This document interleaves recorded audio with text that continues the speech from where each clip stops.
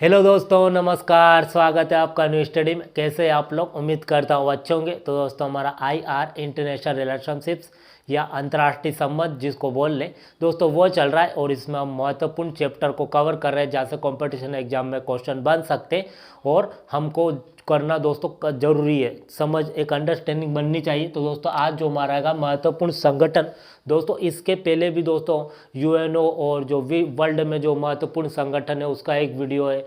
फिर IR क्या है, शीत युद्ध क्या है, कोल्ड वॉर।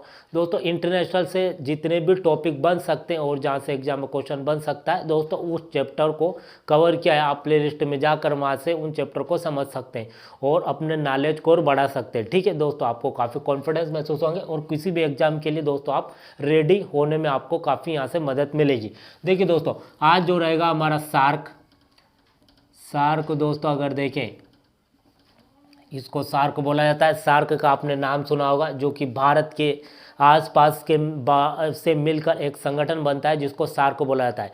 सार्क क्यों बना, कितने देश है इसमें और इसका मुख्यालय कहाँ है, उसका मेन पर्पस क्या है, उसको क्यों बनाया गया और वर्तमान में क्या ये कार्य कर रहा है, इन सब से दोस्तों जुड़ी हुई जितनी भी बातें, इन सब को दोस्तों आज हम कवर करेंगे इस लेक्चर के माध्यम से। और आपका सारा डाउट क्लियर होगा अगर शुरू से अंत तक आप ध्यानपूर्वक देखेंगे तो आपको एक ही बार में मतलब जो कन्फ्यूजिंग वो तो क्लियर हो ही जाएगा। ठीक है। और दोस्तों, इसको देखने के बाद जब भी आप एग्जाम में आपको यहाँ से काफ़ी कॉन्फिडेंस महसूस होगा इस चैप्टर से, जहाँ से भी दोस्तों क्वेश्चन बन सकते हैं, उन सब पॉइंट्स को दोस्तों हम यहाँ पर चर्चा करेंगे। सबसे पहले दोस्तों अगर देखते हैं तो इसका आधार हम देखेंगे कि इसको बनाया क्यों गया, मतलब क्या ज़रूरत पड़ी इसको बनाने की, सार्क को। ठीक है। देखिए दोस्तों, अगर इधर देखें भारत के इधर, तो दोस्तों सबसे पहले तो आपको क्या है, मतलब इंडिया का मैप क्लियर होना चाहिए। इंडिया का मैप क्लियर रहेगा तो दोस्तों आपके लिए काफ़ी आसानी होता है। ये दोस्तों कुछ इस तरह का हमारा देश का मैप होता है। ये इंडिया का मैप मान लो। ठीक है। तो दोस्तों, ये यहाँ पर एक कंट्री आता है जिसको हम बोलते हैं बांग्लादेश। ठीक है। बांग्लादेश 1971 में नया नया आज़ाद होता है, नया नया बनता है भारत के सहयोग से। और क्या होता है कि यहाँ पर वो डेवलप होना चाहता है, क्योंकि नया नया मतलब कि इससे क्या बोलता है, इससे आज़ाद होता है, क्या पश्चिमी पाकिस्तान से इसको पूर्वी पाकिस्तान बोला जाता था। और फिर क्या होता है, इसके संसाधन नहीं पहुँचाते तो फिर ये भारत के सहयोग से एक नए राष्ट्र के रूप में इसका क्या होता है कि स्थापना होती है। ठीक है। 16 दिसंबर 1971 को दोस्तों। उसके बाद में जब ये बना तो उस समय इतना विकसित नहीं था। तो इधर अगर देखें यहाँ पर, तो पश्चिम में ये साउथ का जो एरिया आता है दोस्तों एशिया में, यहाँ पर दोस्तों एक पहले से संगठन मौजूद था जिसका नाम था आसियान। तो बांग्लादेश ने जो भारत के आस पड़ोस की जो देश है दोस्तों, यहाँ पर इन सभी देशों को मिलाया। कोलंबो, जो कि कोलंबो श्रीलंका की राजधानी है, कोलंबो में मिलाया और सबने चर्चा की कि क्यों ना हम भी एक संगठन को बनाए। तो 1971-72 के आसपास ये चर्चा हुई थी, सभी विदेश मंत्री मिले थे। और उसके बाद में जो आइडिया था दोस्तों, बंगाल के उस समय तत्कालीन जो राष्ट्रपति थे उनका नाम था रहमान खान। रहमान खान ने ये एक आइडिया बताया था, क्यों ना हम भी जो हमारे आसपास के कंट्री उसको मिलाकर एक संगठन बनाया जाए। ठीक है। उसके बाद में दोस्तों और चर्चा होती है 82-83 में, फिर स्थायी तौर पर पूरी तरह से सहमति ली जाती है। और अगर देखें तो 1984 में 8 दिसंबर दोस्तों, डेट आप या नाम याद रखेंगे, बहुत आती है डेट। 8 दिसंबर 1984 को क्या होता है कि मतलब सार्क की स्थापना की जाती है। कब? 8 दिसंबर 1984। इसमें कौन कौन से देश रहते हैं तो वो आप ध्यान रखेंगे, 7 कंट्री इसकी मेंबर रहती है। 1984 की बात हो रही है, 7 में कौन कौन है उसको हम देखते हैं। एक तो दोस्तों यहाँ पाकिस्तान आ जाएगा, ये P हो गया। ठीक है। यहाँ से अगर देखें दोस्तों तो ये नेपाल आ जाएगा। ठीक, नेपाल का N, 2 कंट्री हो गई। यहाँ भूटान आ जाएगा तो भूटान 3 हो गया। ठीक। और ये बांग्लादेश 4 और श्रीलंका 5। ठीक है। इसके बाद में यहाँ पर एक तो इंडिया 1 हो गया। ठीक। नेपाल 2, भूटान 3, बांग्लादेश 4 और मालदीव 5। ठीक है। इसके बाद में ये श्रीलंका, सॉरी दोस्तों, श्रीलंका 5, मालदीव 6 और पाकिस्तान 7। ये 7 कंट्रीज की सदस्य रहती है। तो इसकी स्थापना कब होती है? 8 दिसंबर 1984 में। इसका हेडक्वार्टर आपको मिलेगा नेपाल की राजधानी काठमांडू में। ठीक है दोस्तों। तो ये सार्क बनाया गया था। और दोस्तों सार्क क्यों बनाया गया, इसका आधार, अब इसकी स्थिति को देखते क्या उस समय स्थिति थी। तो दोस्तों एक देश दूसरे देश से क्या कर सके, व्यापार कर सके। ठीक है, एक दूसरे का सहयोग प्राप्त हो। अगर किसी देश को मतलब आर्थिक तंगी है तो उसकी मदद की जा सके, उसके विकास डेवलपमेंट में क्या को हो सके, सब देश एक दूसरे का सहयोग करें, मतलब आपसी भाईचारा बढ़े, एकता बढ़े, हमारे व्यक्ति का हम व्यापार वहाँ हो, उस व्यक्ति का व्यापार यहाँ हो, मतलब सभी देश आपस में क्या हो, ट्रेड बढ़े और सांस्कृतिक गतिविधियाँ का आदान प्रदान हो, विकास का आदान प्रदान हो, संसाधनों का आदान प्रदान हो और सभी देश एक दूसरे को लेकर चले, सहयोग की भावना सब में। ठीक है, इसीलिए दोस्तों इस संगठन का निर्माण किया गया था। इसकी राजधानी कहाँ है, तो नेपाल, इसकी मतलब मुख्यालय तो नेपाल की राजधानी काठमांडू में, वहाँ इसका मुख्यालय हेडक्वार्टर बनाया गया। और दोस्तों प्रैक्टिकल रूप से जब काम करता है तो पहली इसकी बैठक होती है वो होती है 16 जनवरी, आप याद रखेंगे, उसके अगले वर्ष 16 जनवरी 1985 में इसकी पहली बैठक होती है। कहाँ पर, ढाका में। पहली बैठक कहाँ होती है, बांग्लादेश की राजधानी ढाका। इसका हेड क्वार्टर जो बना है वो नेपाल की राजधानी काठमांडू में। और पहला जो सम्मेलन होता है सार्क का, 7 सदस्य जो कंट्री है इसके, 16 जनवरी 1985 को, उसको अगले वर्ष कहाँ पर, तो बांग्लादेश की राजधानी ढाका में। उस समय दोस्तों 7 कंट्री थे। कौन कौन से, वह भारत के आसपास के ही कंट्री मान लो। इंडिया 1 हो जाता है, नेपाल 2 हो जाता है, भूटान 3 हो जाता है, बांग्लादेश 4, श्रीलंका 5 तो हो गए। उसके बाद यहाँ मालदीव आ जाएगा जो कि एक टापू में, आप इंडिया के मैप में देखते हैं यहाँ पर छोटा सा टापू है तो मालदीव, और इसके ऊपर ही हमारा लक्षद्वीप जो कि एक केंद्र शासित प्रदेश आ जाता है, तो उसके नीचे मालदीव है और यहाँ पाकिस्तान आ जाता है। ठीक, ये 7 कंट्री को मिलाकर दोस्तों सार्क बनता है। ठीक है, अब दोस्तों सार्क को अगर और जाने हम इसके बारे में, ये तो बेसिक हुआ दोस्तों, कुछ अंदर भी और जानते हम जो कि हमको जानना काफ़ी ज़रूरी हो जाता है। देखिए दोस्तों, शुरू में जो सार्क बना था वो सबको एक दूसरे को डेवलप करने के लिए ही बना था और इसके कुछ नियम थे, कुछ रूल्स थे इस सार्क में, जो कि दोस्तों आगे जाकर काफ़ी हिट होता है, उन सब पर हम चर्चा करेंगे। देखिए दोस्तों, होता क्या है कि कोई भी संगठन बनता है, ठीक है, कोई भी संगठन बनता है तो वहाँ पर यह देखा जाता है कि जब संगठन, उसमें से कोई एक देश ऐसा रहता है उस संगठन से जो उस संगठन को कंट्रोल करना चाहता है, मतलब वो हेड बनना चाहता है उस संगठन का। लेकिन और फिर क्या होता है, संगठन धीरे धीरे टूटने लगता है क्योंकि वो एक देश रहता है अपने तरीके से उस संगठन को चलाने की कोशिश करता है और सभी देश फिर टूट जाते हैं, मतलब वो संगठन टूट जाता है।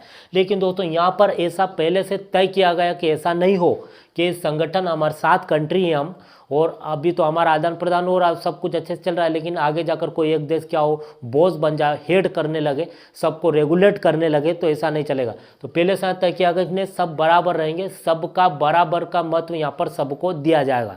तो ये तय किया गया कि हर 3 वर्ष क्या होगा, हर 3 वर्ष में इसका जो सार्क का जो अध्यक्षता करेंगे वो सभी कंट्री में दी जाएगी, सभी कंट्री को दी जाएगी बारी बारी से। हर एक देश कंटिन्यू नहीं रहेगा, सबको। जैसे 3 वर्ष के लिए सार्क की अध्यक्षता इंडिया ने करी, ठीक है, फिर 3 वर्ष के लिए, अगले 3 वर्ष के लिए पाकिस्तान को मिल गई, फिर अगले 3 वर्ष के लिए नेपाल को मिल गई, फिर अगले 3 वर्ष के लिए भूटान को मिल गई, अगले 3 वर्ष के लिए बांग्लादेश को, फिर 3 वर्ष के लिए श्रीलंका, फिर मालदीव। ऐसे सब जितने भी इसके सदस्य कंट्री है दोस्तों, उन सब को मौका दिया जाएगा बारी बारी से और 3 वर्ष तक वह अध्यक्षता करेंगे। तो दोस्तों ये कॉन्सेप्ट काफ़ी अच्छा लगा, मतलब सब कुछ अच्छे तरीके से चल रहा था।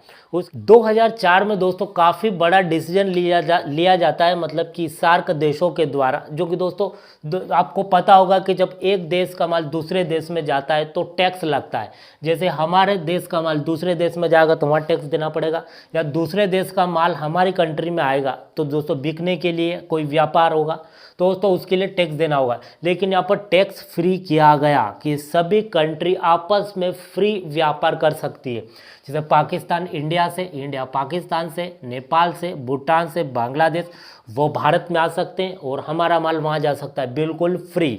तो दोस्तों ये कॉन्सेप्ट भी और काफ़ी अच्छा लगा और धीरे धीरे जो कि सार्क का दोस्तों चर्चा पूरे वर्ल्ड में फैलने लगा और इस संगठन का कॉन्सेप्ट और जिस आधार पर ये चल रहा था और इसके रूल्स रेगुलेशन जो थे दोस्तों काफ़ी अच्छे से थे, काफ़ी चर्चित हो चुका था, सबको इसका कॉन्सेप्ट काफ़ी जम रहा था दोस्तों। यूरोपीय कंट्री में भी आप देखते तो वहाँ पर भी इसमें सब वो उन्होंने बोला कि भैया हमको भी शामिल कर लो सार्क में। अमेरिका ने भी बोला, ब्रिटेन ने भी बोला, ऑस्ट्रेलिया ने बोला, उत्तर कोरिया, तो दोस्तों ऐसे करके जापान ने भी। लेकिन दोस्तों सार्क जो बना था वो दक्षिण एशियाई कंट्री जो कि दोस्तों उसको लेकर बना था, तो उसको उनको शामिल तो नहीं किया, लेकिन दोस्तों क्या है कि उनको अस्थायी सदस्य भी बना लिया था, अस्थायी सदस्य बना लिया था। और दोस्तों 2007 में आपको पता होगा कि एक देश है जो काफ़ी अच्छा है, जो कि अफगानिस्तान। अफगानिस्तान दोस्तों अगर देखें तो उसको भी 2007 में 7 सार्क का सदस्य बना लिया गया। तो कितने कंट्री हो गए? 8 तो स्थायी कंट्री हो गए और 9 अस्थायी कंट्री हो गए, मतलब उनको अस्थायी तौर पर रखा, परमानेंट मेंबर नहीं बनाया। तो 8 तो स्थायी हो गए और 9 अस्थायी हो गए, मतलब वो अस्थायी तौर पर बैठक में आ जा सकते, बैठ सकते, बैठक में भाग ले सकते, ठीक है। लेकिन दोस्तों स्थायी तौर पर 8 मेंबर ही थे सार्क के, जिसकी स्थापना 8 दिसंबर 1984 को हुई। दोस्तों 1984 का आपको डेट अगर याद रखनी है तो आपको याद होगा जो हमारी प्राइम मिनिस्टर, प्रधानमंत्री जो इंदिरा गांधी थी, इंदिरा गांधी की हत्या 1984 में ही हुई थी। तो आप उनसे भी पता कर सकते हैं, या आप मतलब एक दूसरे से दोस्तों घटनाओं को जोड़िए आप, तो आपको काफ़ी अच्छे से समझ में आएगा।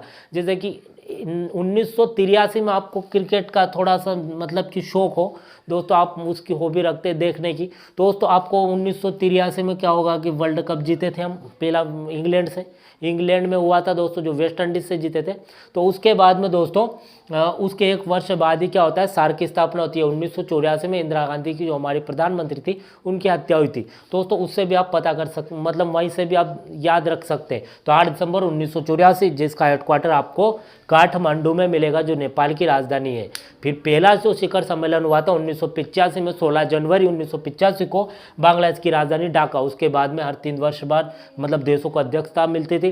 2014 उसके बाद दोस्तों मतलब कि जो सार्क है धीरे धीरे डाउन होने लगा, मतलब धीरे धीरे इसका जो है वर्चस्व धीरे धीरे खत्म होने लगा। और इसमें दोस्तों चीन जो है, चीन की काफ़ी बड़ी भूमिका थी सार्क को ख़त्म करने में, क्योंकि आपको पता था धीरे धीरे सब देश क्या एक दूसरे से मतलब कि विश्वास उनका घटता चला गया और एक दूसरे से क्या है वो विवाद मतलब भी उनका बनता चला गया। जैसे कि भारत पाकिस्तान के काफ़ी विवाद हुए, आपको पता होगा। भारत मालदीव की नहीं बनी, भारत श्रीलंका जो कि काफ़ी अच्छा दोस्त था, उसके बाद में बांग्लादेश से, भूटान से, नेपाल से, तो हर देश एक दूसरे से क्या यहाँ पर विवाद होने लगे। तो धीरे धीरे क्या है संगठन कमज़ोर होने लगा और इसकी बैठक भी अब मतलब नियमित रूप से जो रेगुलर चलती थी वो नहीं चलने लगी दोस्तों, इसकी रूल्स और रेगुलर भी सही तरीके से फॉलो नहीं होने लगे। तो जब कोई मतलब संगठन कैसे चलता है दोस्तों, जब क्या हो सबकी विचारधारा एक हो, सबकी सहमति हो, सब देशों की विचारधारा एक हो, सब सहमत हो, सब साथ में विकास करें, एक दूसरे का सहयोग करें, तो ही तो कोई संगठन चलता है अच्छी तरह से। अब ये सब नहीं रहेगा उसमें तो संगठन काय का हो, तो संगठन समाप्त हो जाएगा। तो ऐसा ही दोस्तों संगठन हुआ, कोई एक दूसरे की बात मानने ही नहीं लगा। तो क्या हुआ दोस्तों 2000 फिर उसके बाद में आते आते संगठन खत्म होता चला गया। और 2014 में जो आखिरी बार इसका सम्मेलन हुआ था सार्क का, वो काठमांडू में हुआ था। 2016 में पाकिस्तान की राजधानी इस्लामाबाद में होना था, लेकिन आपको पता होगा 2016 में उरी अटैक हुआ था और वहाँ से भारत पाकिस्तान के संबंध पूरी तरह से मतलब कि खटास में पड़ गए। और जो सार्क का सम्मेलन होता है इस्लामाबाद में, अब इंडिया गया भी नहीं है, ठीक है। तो इंडिया नहीं गया तो न श्रीलंका गया, मालदीव गया, बांग्लादेश गया। तो जब सम्मेलन हो ही नहीं रहा तो फिर क्या वहाँ चर्चा होगी नहीं, आगे की योजना कैसे बनेगी सार्क में। तो सार्क वहाँ से अब तक दोस्तों ठप पड़ गया, मतलब ख़त्म हो गया पूरी तरीके से इसका मतलब कि कह सकते हैं पूरा ये स्टॉप हो गया, ठीक है। लेकिन दोस्तों जो 1997 में बिम्स्टेक बन गया था उसकी तरफ दोस्तों खिंचाव ज़्यादा चला गया और जो बिम्स्टेक ऊपर हुआ गया और सार्क खत्म हो गया। तो ये दोस्तों हमने सार्क से संबंधित जितने भी यहाँ से क्वेश्चन बन सकते तो उन सबको डील करने का प्रयास किया है। तो उम्मीद करता हूँ आपको समझ में आएगा। आज के लिए इतना ही, थैंक यू।